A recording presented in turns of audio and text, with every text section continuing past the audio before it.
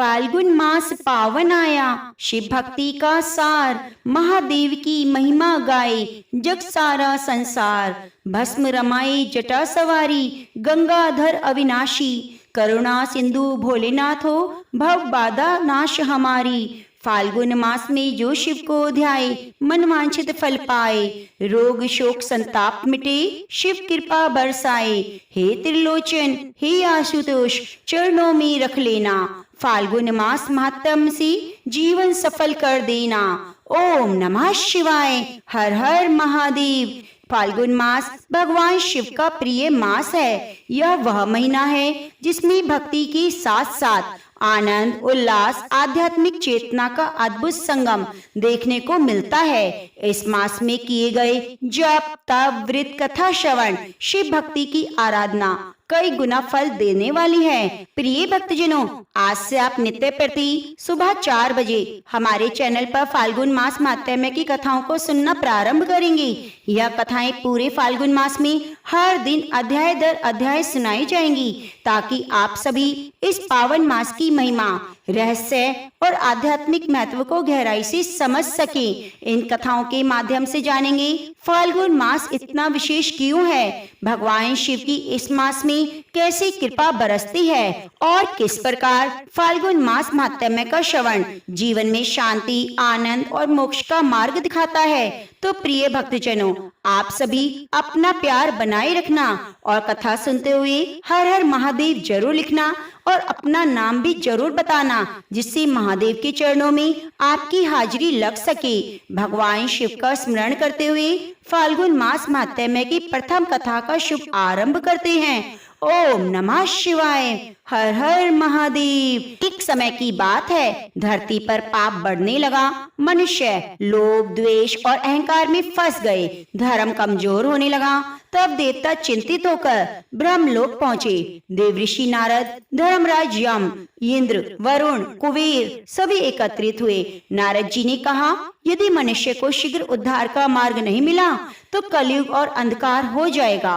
तब सबने निर्णय किया कि वे कैलाश जाकर भगवान शिव से मार्ग पूछेंगे। सभी देव कैलाश पहुँचे। महादेव ध्यान में लीन थे, माता पार्वती उनके पास थी। देवों ने स्तुति की। धर्मराज ने कहा, हे त्रिलोकेश्वर, ऐसा कौन सा मास है जिसमें थोड़े से पुण्य से भी अनंत फल मिले। शिव जी ने नेत्र खोले और मंद मुस्कान के साथ बोले, हे धर्मराज, सब मासों में श्रेष्ठ है फाल्गुन मास।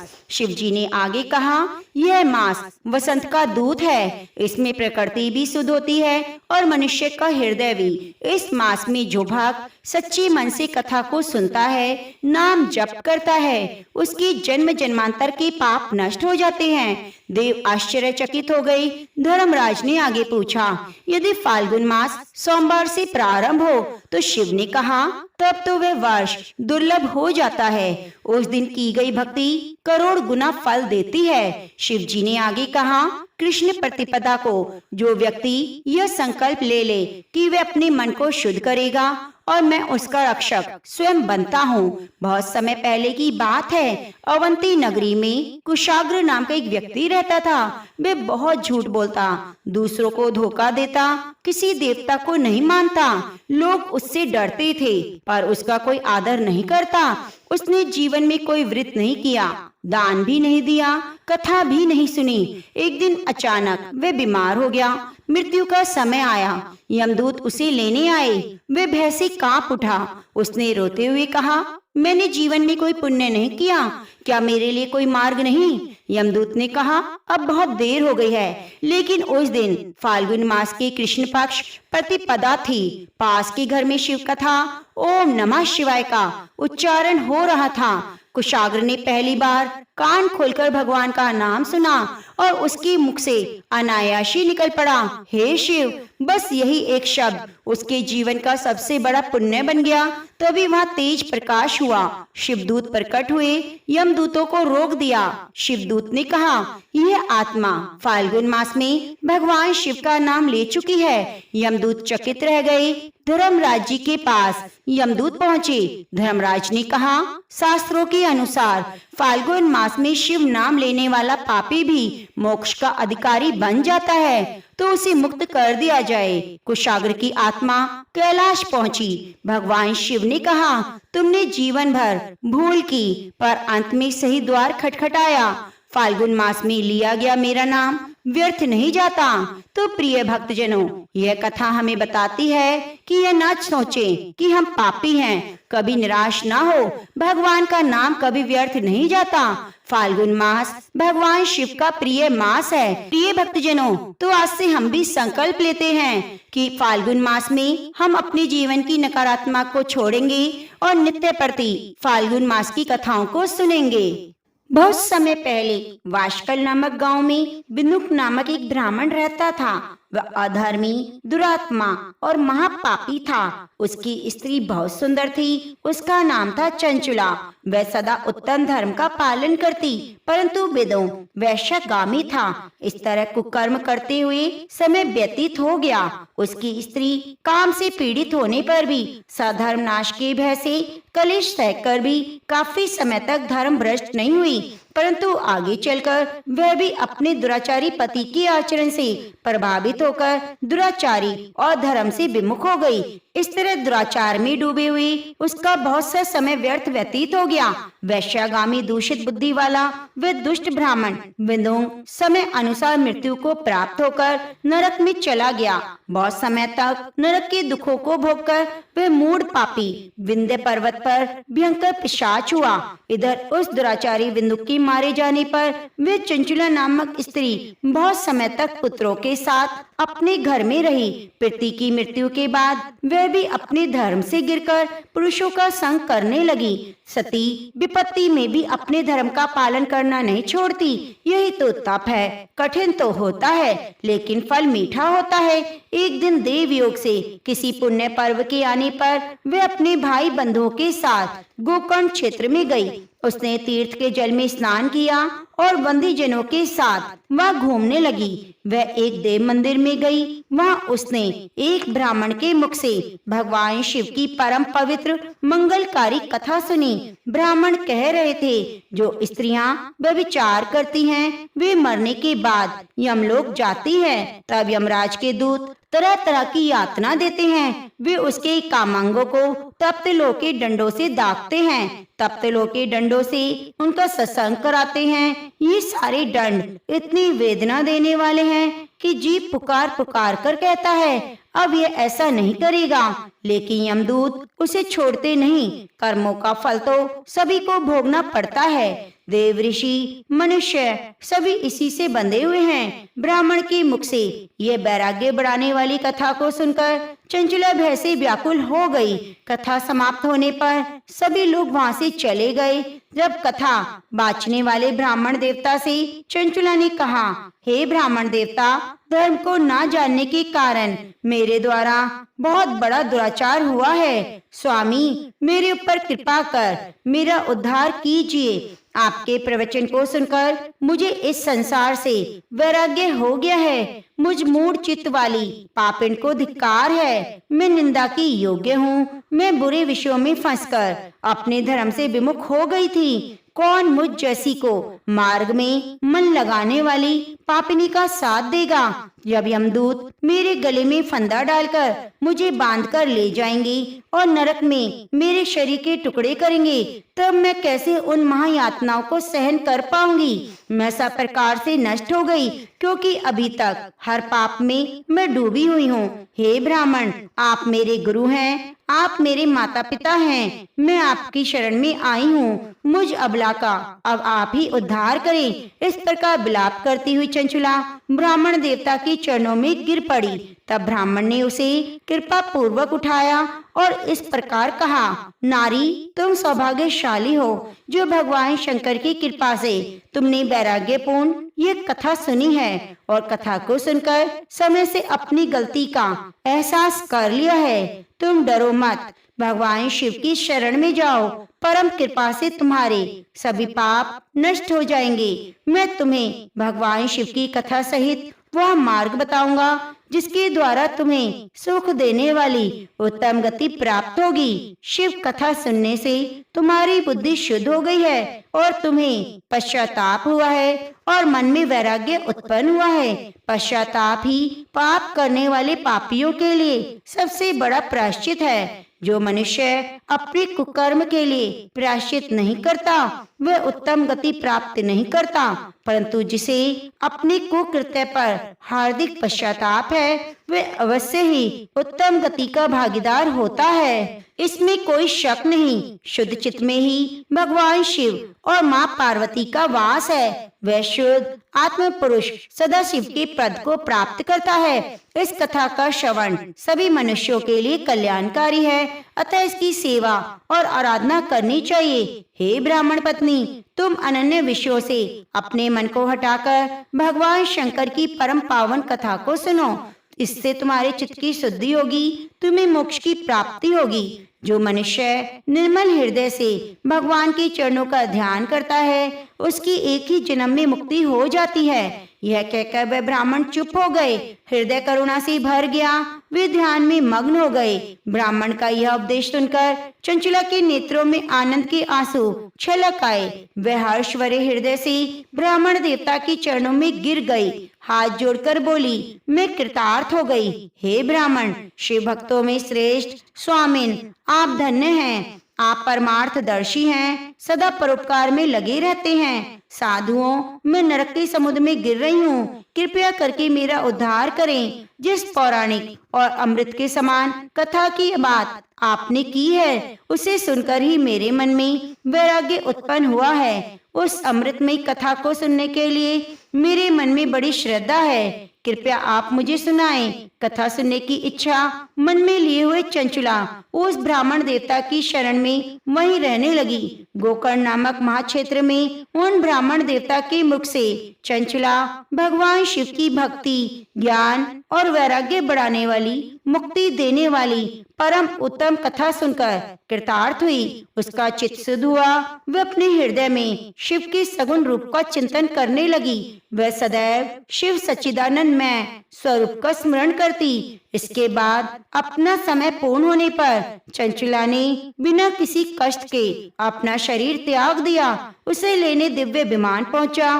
वह विमान शोभा साधनों से सजा था, शिव गणों से सुशोभित था। चंचला विमान से शिवपुरी पहुंची। सारे पाप धुल गए। वह दिव्य रूप धारणी दिव्यांगना हो गई। वह गौरांगी देवी मस्तक पर अर्धचंद्र का मुकुट और अन्य दिव्य आभूषण पहने शिवपुरी में पहुंची। वहां उसने सनातन देवता त्रिनेत्रधारी महादेव शिव को देखा। सभी देवता उनकी सेवा में भक्ति भाव से उपस्थित थे। उनके अंग कांत करोड़ों सूर्यों के समान प्रकाशित हो रहे थे। 5 मुख, हर मुख में 3-3 नेत्र थे। मस्तक पर अर्धचंद्र आकार मुकुट शोभायमान हो रहा था। कंठ में नील चिन्ह। उनके साथ में देवी गौरी विराजमान थी जो विद्युत पुंज के समान प्रकाशित हो रही थी। महादेव जी की कांति कपूर के समान गौण थी। उनके शरीर पर श्वेत वस्त्र थे और शरीर श्वेत भस्म से युक्त था। इस प्रकार भगवान शिव की परम उज्जवल रूप के दर्शन कर चंचला बहुत प्रसन्न हुई। उसने भगवान को बारंबार प्रणाम किया। हाथ जोड़कर प्रेम, आनंद और संतोष से युक्त होकर विनीत भाव से खड़ी हो गई। नेत्रों में आनंद के आंसू की धारा बहने लगी। भगवान शंकर गौरी पार्वती ने करुणा के साथ सौम्य दृष्टि से देखकर चंचला को अपने पास बुलाया। गौरी उमा ने प्रेम पूर्वक अपनी सखी बना लिया। चंचला सुख पूर्वक भगवान शिव के धाम में उमा देवी की सखी के रूप में निवास करने लगी। एक दिन चंचला आनंद में मग्न उमा देवी के पास गई और हाथ जोड़कर स्तुति करने लगी। हे गिरिजानंदिनी, स्कंद माता उमा, आप सभी मनुष्यों और देवताओं द्वारा पूजित, सभी को सुख देने वाली हैं। आप शंभु प्रिया हैं। आप ही सगुणा और निर्गुणा हैं। हे सच्चिदानंद स्वरूपा, आप ही प्रकृति की पोषक हैं। हे माता, आप ही संसार की सृष्टि, पालन और संहार करने वाली हैं। इस प्रकार सदगति प्राप्त चंचला देवी की स्तुति कर शांत हो गई। उसकी आंखों में प्रेम के आंसू उमड़ आए। तब शंकर प्रिया भक्त वत्सला उमा देवी ने बड़े प्रेम से चंचला को चुप कराते हुए कहा, मैं तुम्हारी इस स्तुति से प्रसन्न हूँ, बोलो क्या वर मांगती हो। तब चंचला बोली, हे गिरिजा कुमारी, मेरे पति बिदुंग इस समय कहाँ हैं? उनकी स्थिति कैसी है, मुझे बताएं। कोई उपाय कीजिए ताकि हम फिर से मिल सकें। हे महादेवी, मेरे पति एक शूद्र जाति वैश्य के प्रति आसक्त थे, पाप में डूबे थे। गिरिजा कुमारी बोली, बेटी, तुम्हारा पति बिदुंग पापी था, उनका अंत बड़ा भयानक हुआ। वैश्य का उपभोग करने के कारण वह मूर्ख नरक में अनेक वर्षों तक अनेक प्रकार के दुख भोग कर अवशेष पाप को भोगने के लिए विंध्य पर्वत पर पिशाच की योनि में रह रहा है। और वह दुष्ट वही वायु पीकर रहता है, सब प्रकार के कष्ट सहता है। गौरी देवी की बात सुनकर चंचला अत्यंत दुखी हुई। फिर मन को किसी तरह स्थिर करती हुई दुखी हृदय से माँ गौरी ने उसे एक बार फिर पूछा, हे महादेवी, मुझ पर कृपा करें, मेरे पापी पति का उद्धार करें। कृपया करके मुझे उपाय बताएं जिससे मेरे पति को उत्तम गति प्राप्त हो। गौरी देवी ने कहा, यदि तुम्हारा पति भगवान शिव की पुण्य में उत्तम कथा सुने तो वह दुर्गति को पार करके उत्तम गति का भागी हो सकता है। अमृत के समान मधुर गौरी देवी के वचन सुनकर चंचला ने दोनों हाथ जोड़कर मस्तक झुकाकर बार बार प्रणाम किया, प्रार्थना की मेरे पति को भगवान शिव की कथा सुनाने की व्यवस्था की जाए। ब्राह्मण पत्नी चंचला की बार बार प्रार्थना करने पर शिव प्रिया गौरी देवी ने भगवान शिव की महिमा का गान करने वाले गंधर्व तुमरू को बुलाकर कहा, तुम्हारी भगवान शिव में प्रीति है, तुम मेरे मन की सभी बातें जानकर मेरे कार्य को सिद्ध करते हो, तो मेरी सखी के साथ विंध्य पर्वत पर जाओ।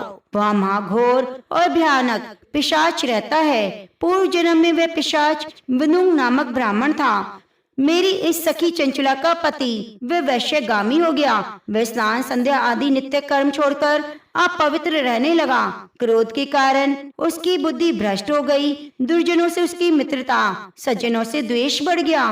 वह अस्त्र शस्त्र से हिंसा करता, लोगों को सताता, घरों में आग लगा देता, चांडालों से दोस्ती करता, रोज वैश्य के पास जाता, पत्नी को त्याग कर दुष्ट लोगों से दोस्ती कर उन्हीं के संपर्क में रहता। वह मृत्यु तक दुराचार में फंसा रहा। मृत्यु के बाद उसे पापियों की भोग स्थान यमपुरी ले गए। वहाँ घोर नरकों को सहकर इस समय वे विंध्य पर्वत पर पिशाच बनकर रह रहा है और पापों का फल भोग रहा है। तुम उसके सामने परम पुण्य में पापों का नाश करने वाली भगवान शिव की कथा का प्रवचन करो। इस कथा को सुनने से उसका हृदय सभी पापों से मुक्त होकर शुद्ध हो जाएगा और वह प्रेत योनि से मुक्त हो जाएगा। दुर्गति मुक्त होने पर बिंदुंग नामक पिशाच को तुम विमान पर बिठाकर भगवान शिव के पास ले आना। माँ उमा का आदेश पाकर गंधर्वराज तुमरू प्रसन्नता पूर्वक अपने भाग्य की सराहना करते हुए चंचला को साथ लेकर विमान से पिशाच के निवास स्थान विंध्य पर्वत पर पहुंचे। वहां पहुंचकर उन्होंने विशाल आकृति वाले पिशाच को देखा। उसका शरीर विशाल था, थोड़ी बड़ी थी, कभी हंसता कभी रोता। महाबली तुमरू ने बिंदुक नामक पिशाच को पाशों से बांध लिया। उसके बाद कथा बाँचने के लिए उत्तम स्थान तलाश कर मंडप की रचना की। शीघ्र ही इस बात का पता लोगों को चल गया। एक पिशाच के उद्धार हेतु देवी पार्वती की आज्ञा से भगवान शिव की कथा सुनाने तुमरू विंध्य पर्वत पर आया है। उस कथा को सुनने के लोभ से बहुत से देवऋषि वहां पहुंचे। सभी को आदर पूर्वक स्थान दिया गया। पिशाच बिंदु को पाशों में बांधकर आसन पर बिठाया गया और तुमरू ने भगवान शिव की अमृत कथा का गान शुरू किया। सभी श्रोताओं ने सुना। परम पुण्य में कथा को सुनकर पिशाच भी पापों से मुक्त हो गया और शरीर को त्याग कर शीघ्र ही शिव धाम को प्राप्त हुआ। उसका शरीर दिव्य हो गया, शरीर गौर वर्ण का हो गया, शरीर पर श्वेत वस्त्र और पुरुषों के आभूषण आ गए। इस प्रकार दिव्य देहधारी होकर बिंदुंग अपनी पत्नी चंचला के साथ स्वयं भगवान शिव का गुणगान करने लगा। उसे दिव्य रूप में देखकर सभी को परम आश्चर्य हुआ। उनका मन परम आनंद से परिपूर्ण हो गया। सभी भगवान उमा महेश्वर के अद्भुत चरित्र को सुनकर कृतार्थ होकर यशोगान करते हुए अपने अपने धाम को चले गए। बिंदुंग अपनी पत्नी चंचला के साथ विमान में बैठकर शिवपुरी की ओर चल दिया। महेश्वर के गुणों का गान करता हुआ बिंदुंग अपनी पत्नी चंचला और तुमरू के साथ शिव धाम पहुंचा। भगवान शिव देवी पार्वती ने उस अपना पार्षद बना लिया। दोनों सुखपूर्वक भगवान महेश्वर देवी गौरी के चरणों में अविचल निवास पाकर धन्य हो गए। तो प्रेम से बोलिए उमा महेश्वर भगवान की जय। यह कथा है सोमदत्त नामक व्यक्ति की, जिसका हृदय कठोर हो चुका था, जिसकी दृष्टि पर धन का पर्दा पड़ा हुआ था। वह इतना अंधा हो चुका था कि उसे ईश्वर की केवल एक भ्रम प्रतीत होते। सोमदत्त के पास अपार धन संपत्ति थी।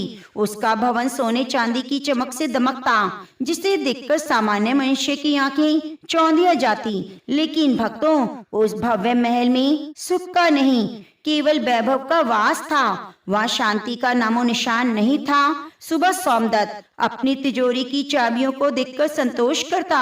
उसका मानना था कि संसार में वह सबसे बड़ा है जिसके पास धन है। वह अपनी पत्नी निर्मला की भक्ति का उपहास उड़ाता और कहता, पत्थरों के सामने सिर झुकाने से कुछ नहीं मिलता। वो गर्व से कहता, उसने कभी मंदिर का द्वार नहीं छुआ, फिर भी उसके पास सब कुछ है। उसके लिए धन ही भगवान है, उसकी बाहें ही उसका भाग्य है। वो यह भूल चुका था कि उसकी हर सांस भी किसी अदृश्य शक्ति की देन है। अपने व्यापार को बढ़ाने के लिए सोमदत्त ने न जाने कितने निर्धनों की रोजी छीनी, अनगिनत लोगों की बद्दुआएं ली। उसने जीवन में सत्य और करुणा केवल खोखले शब्द थे।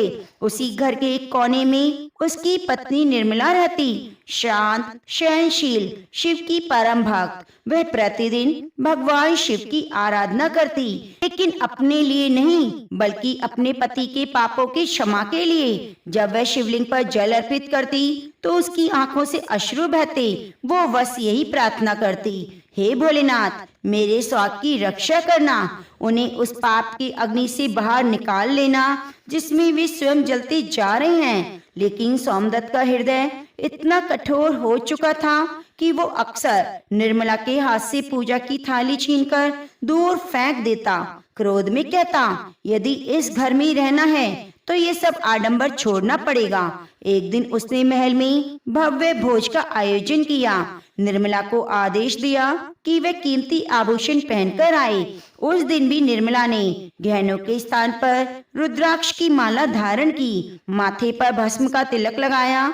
जैसे ही वह सभा में पहुंची, सोमदत्त ने सबके सामने उसका उपहास उड़ाया, अपमानित किया, पर निर्मला मौन रही, क्योंकि उसके मन में यह अटूट विश्वास था कि उसके महादेव सब देख रहे हैं। उस क्षण सोमदत्त हंस रहा था, पर उसे यह आभास नहीं था कि उसके पतन की घड़ी आरंभ हो चुकी है। इधर निर्मला की साधना अब केवल घर तक सीमित नहीं रही। वह प्रतिदिन नंगे पांव नगर के प्राचीन शिव मंदिर जाने लगी। मार्ग में कांटे कंकड़ चुभते, पर चेहरे पर कभी पीड़ा न होती। मंदिर पहुंचकर वह प्रांगण की सफाई करती, रोगियों की सेवा करती, यात्रियों को जल पिलाती। लोग उसे नगर की रानी कहकर बुलाते, पर वह स्वयं को केवल शिव की सेविका मानती। मंदिर के एक कोने में बैठकर वे घंटों शिव पुराण का श्रवण करती, ध्यान में लीन रहती। उधर सोमदत्त की अधर्म की राह और गहरी होती जा रही थी। उसने व्यापार में मिलावट करना शुरू कर दिया। निर्धनों की भूमि हड़पना उसके लिए सामान्य बात बन गई। एक दिन क्रोध में आकर उसने घर की शिव प्रतिमा को उठाकर बाहर फेंक दिया। गरज कर बोला, अब इस घर में कोई घंटी नहीं बजेगी। निर्मला ने चुपचाप प्रतिमा को उठाया, अपने आंचल से साफ किया और बगीचे में एक वृक्ष के नीचे स्थापित कर दिया। उसी क्षण उसने कठोर संकल्प लिया, वह अन्न का त्याग करेगी और जब तक सोमदत्त स्वयं महादेव के चरणों में शीश नहीं झुकाएंगे तब तक केवल जल पर ही जीवन यापन करेगी। सोमदत्त का व्यवहार अपनी पत्नी के प्रति निष्ठुर हो गया। जब निर्मला मंदिर से लौटकर उसे प्रसाद देने के लिए प्रयास करती तो वह हाथ झटक देता, कहता उसे राख और पत्तों से कोई नहीं लेना देना, उसे केवल सोने की चमक भाती है। अपने घमंड में डूबा सोमदत्त यह भूल गया था कि जिस धन पर उसे इतना अभिमान है वह क्षण भर में नष्ट हो सकता है। सफलता के लिए उसने झूठ, छल और अन्याय का सहारा लिया। उसने धन की शक्ति थी, उसे विश्वास था कि पैसों के बल पर सब कुछ खरीदा जा सकता है। महल जैसा घर, सेवक, अपार वैभव होने के बाद भी उस घर में वह सुख नहीं था जो किसी छोटे भक्त के आश्रय में होता है। निर्मला अपने पति के व्यवहार से भीतर ही भीतर टूटती जा रही थी, फिर भी उसने कभी प्रतिवाद नहीं किया। वह प्रतिदिन शिवलिंग के सामने बैठकर यही प्रार्थना करती, हे भोलेनाथ, मेरे स्वामी को सद्बुद्धि दो, उन्हें सत्य राह दिखाओ जिससे वे जान सकें कि वास्तविक धन, वास्तविक शक्ति क्या है। उसकी श्रद्धा अड़िग थी, पूर्ण विश्वास था एक न एक दिन महादेव उसकी पुकार अवश्य सुनेंगे। उस घर में एक और तिजोरियों की चरमराहट और सिक्कों की खनक गूंजती थी, तो दूसरी ओर निर्मला के कक्ष से ओम नमः शिवाय का मधुर शांत स्वर उठता। नगर के लोग सोमदत्त की अपार संपत्ति से ईर्ष्या भी करते थे, उससे भयभीत भी रहते, क्योंकि उसके पास शक्ति और प्रभाव दोनों थे। फिर भी कोई उसे हृदय से सम्मान नहीं देता। यह बात सोमदत्त को तनिक भी विचलित ना करती। वह अपनी ऊंची हवेली की बालकनी में खड़ा होकर नीचे झांकता तो उसे सभी लोग चींटियों के समान तुच्छ दिखाई देते। उसके मन में भ्रम बैठ चुका था कि वही इस नगर का स्वामी है। धीरे धीरे उसके भीतर यह विचार दृढ़ हो गया, उसे किसी की आवश्यकता नहीं है, न किसी मनुष्य की न ईश्वर की। वह खुलेआम कहता, मंदिर और मूर्तियां केवल मन का धोखा है। उसके अनुसार असली भगवान तो सोना है जो तिजोरियों में बंद है। भक्तों, यही घमंड उसे विनाश की ओर खींच रहा था, पर वह इस सच्चाई से अनजान था। उसे विश्वास था कि उसका स्वास्थ्य, उसका वैभव कभी उसका साथ नहीं छोड़ेंगे। जब निर्मला उसे समझाने का प्रयास करती, कहती समय सदा एक सा नहीं रहता, तो वह उसकी बातों को ठाके में उड़ा देता। सोमदत्त के जीवन में धर्म के लिए कोई स्थान नहीं था, किंतु अधर्म का भार भीतर ही भीतर बढ़ता जा रहा था। एक और निर्मला अपनी साधना में निरंतर लीन होती जा रही थी और दूसरी ओर सोमदत्त माया और अहंकार में डूबा जा रहा था। यह उसी टकराव की शुरुआत थी जो आगे चलकर सोमदत्त के पूरे अस्तित्व को झकझोर देने वाली थी। जैसे जैसे उसका अभिमान बढ़ता गया, वैसे वैसे निर्मला की तपस्या और कठोर हो गई। अब सोमदत्त ने खुले रूप से अधर्म का मार्ग अपना लिया। वो निर्धनों को विशेष रूप से सताने लगा जो भगवान शिव में आस्था रखते। वह उनका उपहास करते हुए कहता, यदि उनका महादेव सच्चा है तो वे इतने दयनीय क्यों हैं? सहायता के लिए क्यों उनके द्वार पर नहीं आते? सोमदत्त के कटु वचन निर्मला के हृदय को पीड़ा पहुंचाते, मानो कानों में तपता हुआ तेल डाला जा रहा हो। फिर भी वह मौन रहती। हल्की मुस्कान के साथ वे मन ही मन प्रार्थना करती, जिस दिन महादेव की कृपा का एक अंश भी उसके स्वामी पर पड़ गया, उसी दिन उसे वास्तविक धन का अर्थ समझ आ जाएगा। निर्मला की दिनचर्या पहले से भी अधिक कठोर हो चुकी थी। वो भोर से कई घड़ियां पहले उठ जाती, ठंडे जल से स्नान करती और उसी मिट्टी की शिव प्रतिमा के सामने बैठ जाती जिसे सोमदत्त ने घर से बाहर फेंक दिया था। वह बगीचे के उस कोने में साधना करती जहाँ न धूप से बचाव था और न वर्षा से। सोमदत्त कभी कभी झरोके से उसे देखता, व्यंग्य करते हुए अपने सेवकों से कहता कि देखो, यह स्त्री महलों का सुख त्याग कर धूल में बैठकर पत्थर की पूजा कर रही है। इसे क्या पता वैभव का आनंद क्या होता है। उसकी हंसी में घमंड और अज्ञान था। अपनी पत्नी को भयभीत करने के लिए सोमदत्त ने उसके कक्ष की सभी सुविधाएं छीन ली। उसे पुराने और फटे वस्त्र पहनने पर विवश कर दिया। पर इन कष्टों से निर्मला का तेज कम होने के स्थान पर और अधिक निखरने लगा। इसी बीच नगर पर भीषण अकाल का संकट आ पड़ा। नदियां सूख गईं, खेतों में दरारें पड़ गईं, लोग अन्न के एक एक दाने के लिए तरसने लगे। जहाँ एक और जनता पीड़ा में डूबी थी, वहीं सोमदत्त ने इस विपत्ति में भी लाभ का अवसर खोज लिया। उसने अनाज का भंडार जमा कर लिया और ऊंचे दामों पर बेचने लगा। जब निर्मला ने यह सब देखा तो उसका हृदय करुणा से भर उठा। वह अपने स्वामी के चरणों में गिर पड़ी और हाथ जोड़कर विनती करने लगी। उसने कहा, ऐसा अन्याय न करो स्वामी। भूखे बच्चों की करुण पुकार सीधे महादेव तक पहुंचेगी और तब उनकी कोप को कोई नहीं रोक पाएगा। उसने भंडार खोलने, पुण्य अर्जित करने का आग्रह किया, पर सोमदत्त का मन तो पत्थर हो चुका था। उसने निर्मला को झटक कर अलग कर दिया और कठोर स्वर में कहा, पुण्य से पेट नहीं भरता। उसके अनुसार इस समय वही इस नगर का शासक था जिसके पास अनाज का अधिकार है। उसने व्यंग्य करते हुए कहा, यदि उसकी महादेव सच्चे हैं तो वे आकाश से अन्न बरसाएं, वे अपना भंडार नहीं खोलेंगे। उस अपमान के बाद निर्मला मंदिर की सीढ़ियों पर जा बैठी और रोने लगी। उसी क्षण उसने कठोर संकल्प लिया, वह अन्न का एक कण भी ग्रहण नहीं करेगी। ये निराहार व्रत अब सोमदत्त के लिए मौन चुनौती बन गया। जानबूझकर सोमदत्त उसके सामने स्वादिष्ट भोजन मंगाता, उसकी सुगंध से वातावरण भर देता ताकि वह टूट जाए। पर निर्मला की दृष्टि में केवल नीलकंठ का स्वरूप बसा हुआ था। उसे न भूख की चिंता थी, न शरीर की पीड़ा का भान। समय बीतता गया पर उसका संकल्प और अधिक अड़िग हो गया।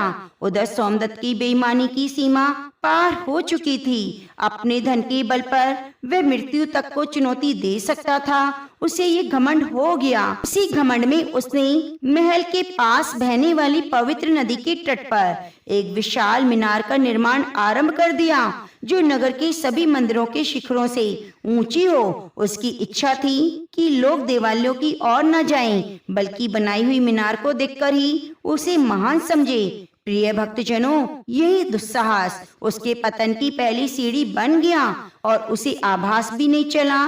उस रात निर्मला ने अखंड दीप प्रज्वलित किया और महादेव से करुण पुकार की। उसने कहा, चाहे उसके प्राण चले जाएं, पर उसके स्वामी को उस पाप के अंधकार से बाहर निकाल दिया जाए जिसमें वे निरंतर डूबते जा रहे हैं। वो बस एक बार उन्हें सत्य का दर्शन कराना चाहती थी। सोमदत्त की कठोरता यही नहीं रुकी। उसने निर्मला को घर के एक छोटे कोने में जहाँ अंधकार था बांध कर रख दिया। वह कहता वही सड़ती रहे जब तक उसका मन ना बदल जाए। निर्मला ने उस अंधेरी कोठरी को ही अपना कैलाश मान लिया। उसने दीवार पर कोयले से ओम नमः शिवाय लिख दिया और वहीं बैठकर जप में लीन हो गई। प्रिय शिव गुरु भाइयों बहनों, उस दृश्य को देखकर आपका मन भी विचलित हो जाता। इतना मार्मिक दृश्य था। एक और धन का उन्मत्त अहंकार, दूसरी ओर भक्ति। भगवान शिव माँ पार्वती से कहते हैं कि सोमदत्त अपनी जीत पर हंस रहा था, पर उसे यह ज्ञात नहीं था कि जिस शिव का वह उपहास कर रहा है वह अब उसकी नियति का निर्णय करने वाले हैं। सोमदत्त अपनी जीत पर हंस रहा था, पर उसे ज्ञात नहीं था कि जिस शिव का वह उपहास कर रहा है वही अब उसकी नियति का निर्णय करने वाले हैं। अहंकार और श्रद्धा का यह संग्राम अब ऐसे मोड़ पर पहुंच चुका था जहाँ चमत्कार और विश्वास के बीच केवल एक क्षण का अंतर शेष था। सोमदत्त को लगने लगा उसने अपनी पत्नी की आवाज को दबा दिया। वो नहीं जानता था कि निर्मला का मौन सीधे कैलाश तक गूंज रहा है। उसका घमंड अब उस शिखर पर पहुंच चुका था जहाँ से मनुष्य को धरती दिखाई देना बंद हो जाती। सोमदत्त ने नगर में एक भव्य सभा का आयोजन कराया। सभा के मध्य सोने की मुद्राओं से भरा हुआ एक विशाल पात्र रखवाया गया। वो घमंड से भरा हुआ खड़ा था और विद्वान पंडितों को संबोधित करते हुए बोला, वे कहते हैं शिव ही परम सत्य है, जगत के पालन करता है, तो क्या वह अदृश्य शक्ति इस सोने से अधिक सामर्थ्यवान है? उसने व्यंग्य से पूछा, क्या वह शिव किसी भूखे को अन्न दे सकता है या किसी निर्धन को वैभव से भर सकता है? या फिर स्वयं की ओर संकेत करते हुए बोला कि उसने कभी ईश्वर का नाम नहीं लिया, फिर भी वह आश्वासन कर रहा है। पंडित मौन होकर सिर झुकाए खड़े रहे, क्योंकि वे जानते थे अहंकार में डूबे व्यक्ति को शास्त्र भी दिशा नहीं दिखा सकते। पर सोमदत्त का अहंकार थमा नहीं। उसने निर्मला को अंधेरी कोठरी से खींचकर सभा के बीच ला खड़ा कर दिया। भूख और प्यास से उसका शरीर दुर्बल हो गया। वस्त्र मैले थे, पर उसकी आंखों में अद्भुत शांति तेज झलक रहा था। सोमदत्त ऊंचे स्वर में बोला, यह स्त्री वर्षों से उस पत्थर की पूजा करती रही, बदले में उसे केवल अपमान और भूख मिली। फिर उसने अपनी वैभव की ओर संकेत करते हुए कहा कि उसने केवल अपनी बुद्धि और बल पर भरोसा करा और आज वह कुबेर के समान संपन्न है। निर्मला की आंखों से आंसू बहने लगे।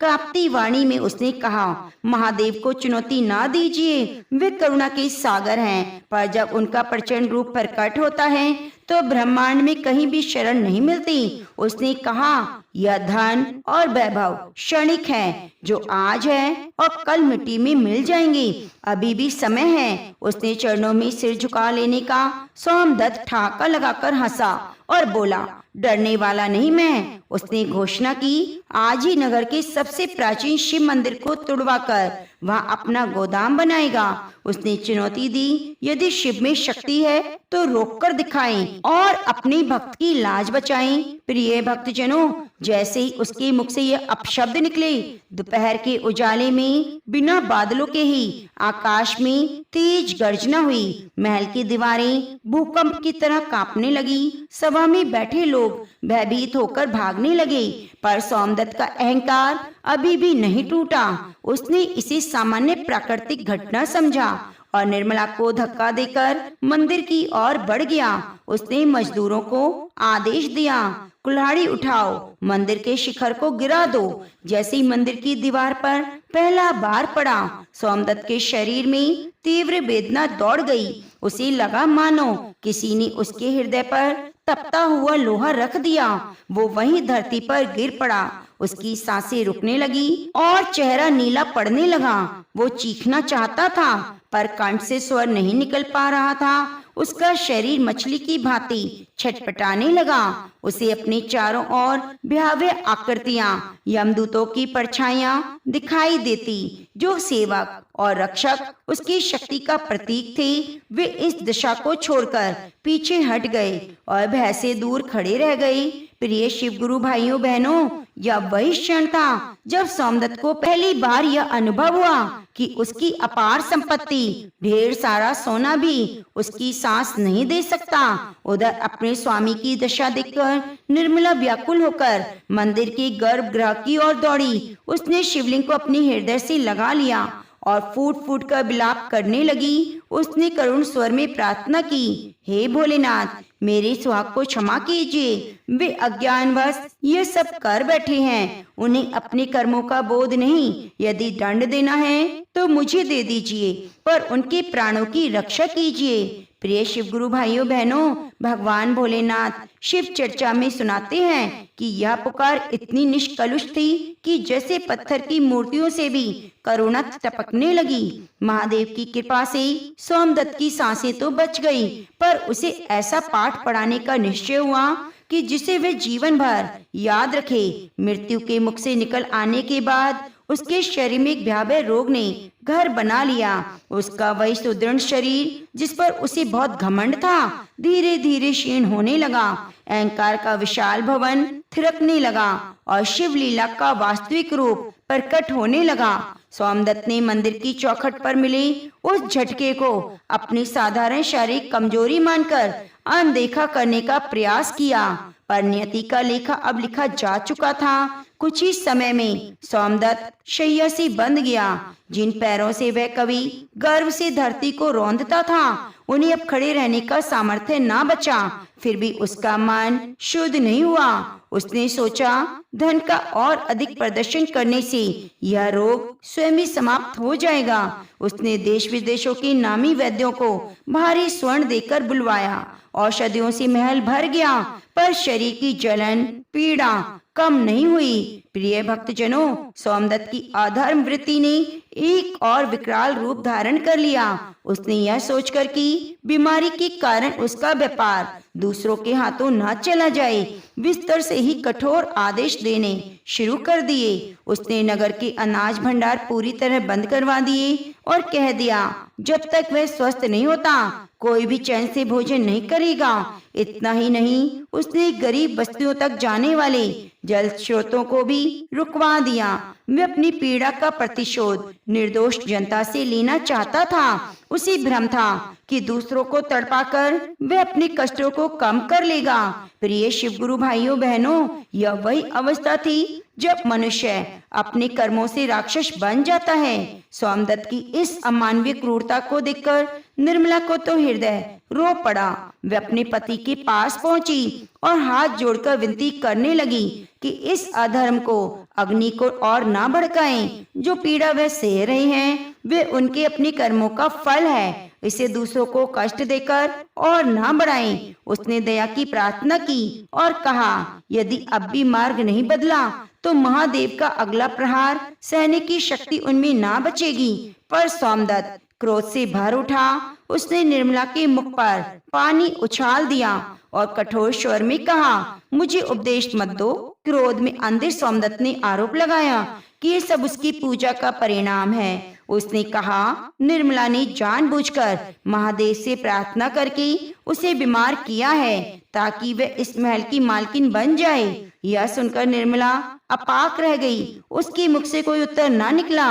वह चुपचाप बाहर आई, अपने पास थोड़े से गहनों की पोटली निकाली जिसे उसने निर्धनों में अन्न बांटने के लिए भेज दिया। उधर सोमदत्त की व्याधि अब और अधिक गहरी हो गई कि शरीर पर बड़े बड़े फोड़े आ गए। दुर्गंध फैलने लगी। जो सेवक कल तक उसके चरणों में सिर झुकाते थे अब उसके कक्ष में भी नहीं आते। जो मखमली शैया पर पड़ा रहता था पर उसे ऐसा लगता मानो अनेकों बिच्छू एक साथ उसे डंक मार रहे हों। रात भर वह अचेत अवस्था में बड़बड़ाता रहता, मेरी दौलत, मेरी तिजोरी। प्रिय शिव गुरु भाइयों बहनों, भगवान शिव माँ पार्वती को चर्चा में सुनाते हैं कि अब तो दिन के उजाले में भी उसे भयावह छाया दिखाई देने लगी थी। उसे प्रतीत होता जिन निर्धनों को उसने सताया वही उसके ऊपर टूट पड़े हैं और सीने को नोच रहे हैं। एक रात उसने देखा उसके कक्ष की दीवारें रक्त के समान लाल हो गई। भय से कांपते हुए उसने निर्मला को पुकारा। निर्मला तुरंत दौड़कर आई, पर उसी समय सोमदत्त को कमरे के कोने में मृत्यु का दूत दिखाई दिया। उसके हाथ में जलता हुआ पाश था। वह धीरे धीरे सोमदत्त की तरफ बढ़ रहा था। वह से चिल्लाते हुए सोमदत्त बोला, वह उसे लेने आया है। निर्मला ने तुरंत गंगा जल की कुछ बूंदें उसके ऊपर छिड़की और ऊंचे स्वर में महामृत्युंजय मंत्र का जाप करना आरंभ कर दिया। महामृत्युंजय मंत्र की शक्ति से वह आकृति धीरे धीरे अदृश्य हो गई, पर सोमदत्त की स्थिति और भी ज्यादा खराब हो गई। छल और अन्याय से अर्जित किया हुआ धन किसी काम में नहीं आया। सबका कहना था कि यह रोग औषधि से नहीं केवल प्रार्थना से शांत होगा। तो तिजोरी की चाबियां तकिए के नीचे दबाकर सोता, फिर भी उसे एक क्षण का सुकून नहीं मिलता। उसे लगता उसकी तिजोरी में रखा सोना अब काले कोले में बदल चुका है। यह भ्रम नहीं था बल्कि उसके पापों का आवरण था जो धीरे धीरे हटने लगा। इधर निर्मला एक और कठोर व्रत का संकल्प लिया। उसने निश्चय किया वह मंदिर की सीढ़ियों पर ही रात्रि बिताएगी और तब तक घर नहीं लौटेगी जब तक सोमदत्त स्वयं अपने अपराधों की क्षमा याचना नहीं करेगा। प्रिय भक्तजनों, उस विशाल महल में सोमदत्त अब बिल्कुल अकेला था। उसके पास धन था पर अपना कहने वाला कोई नहीं। अब उसे यह सत्य समझ आने लगा कि बेईमानी से साम्राज्य खड़ा किया जा सकता है पर शांति नहीं खरीदी जा सकती। सोमदत्त का अभिमान अब धीरे धीरे टूटने लगा। सोमदत्त का अहंकार अब उस मोड़ पर आ खड़ा हुआ जहाँ एक और गहन अंधकार था, दूसरी ओर प्रायश्चित कठिन किंतु कल्याणकारी रहा। निर्मला के घर छोड़ने के बाद उसे लगा अब वह निश्चिंत होकर सांस ले पाएगा, पर हुआ बिल्कुल उल्टा। उसका वही विशाल महल अब उसे भयभीत करने लगा। दीवारें मानो घूर रही थी, हर कोना उसे अपराध का बोध करा रहा था। रात के सन्नाटे में जब हवा खिड़कियों से टकराती तो उसे लगता जैसे उन अनाथों की सिसकियां गूंज रही हैं, जिनका अधिकार उसने छीना था। सोने से सजे कक्षों में अब उसे शमशान जैसा महसूस होने लगा। वैभव होने के बाद भी वह बिल्कुल अकेला था। निर्मला मंदिर की सीढ़ियों पर शयन बना लिया। वह प्रातः की ओस में भीगती और रात्रि की कठोर ठंड में केवल एक साधारण वस्त्र धारण कर ओम नमः शिवाय का जाप करती। नगर निवासी उसे देखकर भावुक उठते और कहते, देखो एक नारी अपने पति के पापों का प्रायश्चित स्वयं कर रही है। निर्मला ने अब मौन व्रत धारण कर लिया। उसने महादेव से संकल्प लिया, जब तक उसके स्वामी स्वयं शिव का नाम नहीं लेंगे तब तक वह संसार से एक शब्द भी नहीं बोलेगी। उसकी साधना अब शब्दों से परे होकर आत्मा की पुकार बन चुकी थी। इधर सोमदत्त की बीमारी अब हड्डियों तक पहुंच गई। उसका शरीर गलने लगा, पीड़ा असहनीय हो गई। एक दिन उसने अपने सबसे विश्वास पात्र मुनीम को बुलाकर कहा, खजाने में 100 स्वर्ण मुद्राएं निकालकर मंदिर के बाहर बैठे भिखारियों में बांट दी जाए, शायद उससे कष्ट कम हो जाए। पर जैसे ही मुनीम खजाना खोलने गया, वह भय से चीखता हुआ लौट आया। कांपते स्वर में उसने कहा, महाराज संदूकों में सोना नहीं, काली राख और बिच्छू भरे पड़े हैं। यह सुनते ही सोमदत्त तो सन्न रह गया। वह स्वयं को घसीटते हुए खजाने की ओर बढ़ा, बीच रास्ते में ही गिर पड़ा। उसे दिखा जो धन उसने छल से लिया वही अब उसके वास्तविक रूप में प्रकट हो रहा है। उसी क्षण उसे निर्मला की याद आई। कैसे वह उसके कटु वचनों पर भी मुस्कुरा देती थी, कैसे सड़ते घावों को बिना घृणा के साफ करती। उसने अपने सेवकों को आदेश दिया, तुरंत निर्मला को वापस लाया जाए, कहा जाए सोमदत्त मृत्यु के निकट है। सेवक मंदिर पहुंचे। निर्मला अपने स्थान से तनिक न हिली। उसने केवल भूमि पर उंगली से लिखा, शिव की शरण में आओ। जब यह संदेश सोमदत्त तक पहुंचा तो उसका पुराना क्रोध फिर जाग उठा। उसने चिल्लाकर कहा, वह मर जाएगा पर उस पत्थर के आगे सिर नहीं झुकाएगा। प्रिय शिव गुरु भाइयों बहनों, जैसे यह शब्द उसके मुख से निकले, कमरे में एक भयावह आकृति प्रकट हुई। वह कोई साधारण प्राणी नहीं था, बल्कि सोमदत्त के पापों का साक्षात रूप था। उस आकृति ने उसका गला पकड़ लिया और हवा में उठा दिया। सोमदत्त की सांसें रुकने लगी, आंखों के सामने पूरा जीवन घूमने लगा। उसने एक एक कर अपने अपराध याद आने लगे। कैसे उसने निर्धनों को कुचला, कैसे उसने देवालय का अपमान किया। उस क्षण उसके मन में पहली बार भय ने जन्म लिया। यह भय मृत्यु का नहीं था, बल्कि उन कर्मों के परिणाम का था जिनके बीज उसने स्वयं बोए। उधर मंदिर में ध्यान मग्न बैठी निर्मला को अचानक आभास हुआ, उसके स्वामी के प्राण गंभीर संकट में हैं। उसने नेत्र मूंद लिए और महादेव के चरणों में शीश झुकाया।